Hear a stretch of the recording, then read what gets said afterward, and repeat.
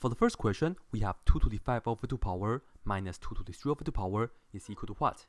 As we can see, this is just a computational question, and normally we'll first work out the exponents and then subtract the results, right? However, when we have 2 to the 5 over 2 power, this is actually not a nice number. Likewise, 2 to the 3 over 2 power, it's also not a nice number. In this case, we cannot just do the normal order of operations. So it actually requires us to use a different technique. And in order for me to demonstrate that technique, I would like to show you guys an example first on the side right here. What if the question is asking us to do x to the 5th power minus x to the 3rd power? Well, as you can see, the exponents are different, the bases are the same. However, we cannot combine terms. But we know that x to the 5th power, it means that we have 5 of the x's multiplying together. And then for the x to the 3rd power, this means we have 3 of the x's multiplying together, right? Both of these terms have at least 3 x's multiplying together, so we can actually factor it out, x to the 3rd power. And then we can open the parentheses, and then you see that for the first term here, originally it has x to the 5th power, but then we factored it out 3 of them. That means we have 2 left, so that's x squared. And then we can have this minus sign right here. For the second term, originally it was x to the 3rd power, but then we just factored it out, right? In that case, it's a 1 left. And you see this is the factoring, and if you want to do a double check, you can multiply x to the 3rd power times x squared.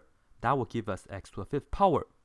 X to the 3rd power times -1, that will give us negative x to the 3rd power. So that's good. And here is the key point.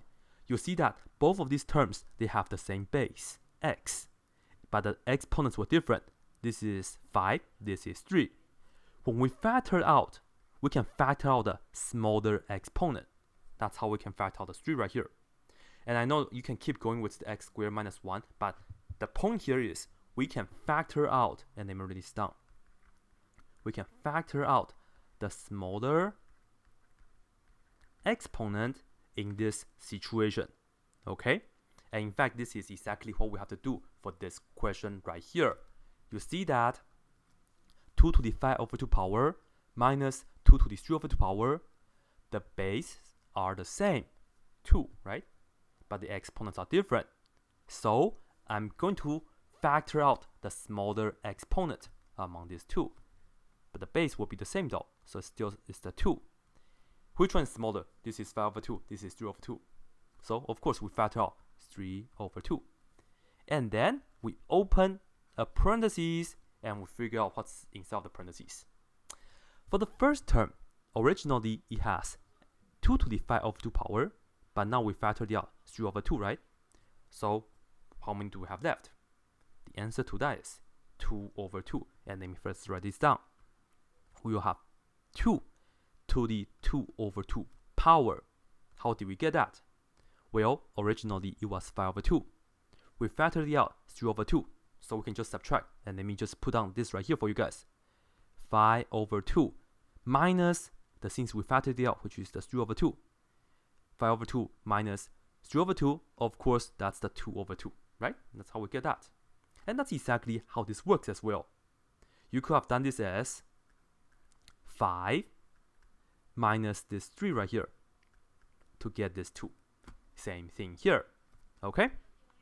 And then we still bring down the minus right here, and then originally we have the 2 to the 3 over 2 power, but then we just factored it out, so we have a 1 left. Alright, and can we continue from here? Yes, because first you see that the 2 over 2, of course, is just a 1, right? So let me just rewrite this. This is 2 to the 3 over 2 power, and then this is 2 to the 1st power, which is just, 2 to the 1st power is just 2, and then minus 1 in the parentheses. And then after we factor this out, you see, we can then work out this number here, 2 minus 1, which is just 1, right? And then you have 2 to the 3 over 2 times 1, and you pretty much know the answer, because 2 to the 3 over 2 times 1, anything times 1 just nothing by itself, so 2 to the 3 over 2. And this is, in fact, the answer. And this is how you are supposed to do it. And the answer to this is choice C, 2 to the 3/2 power.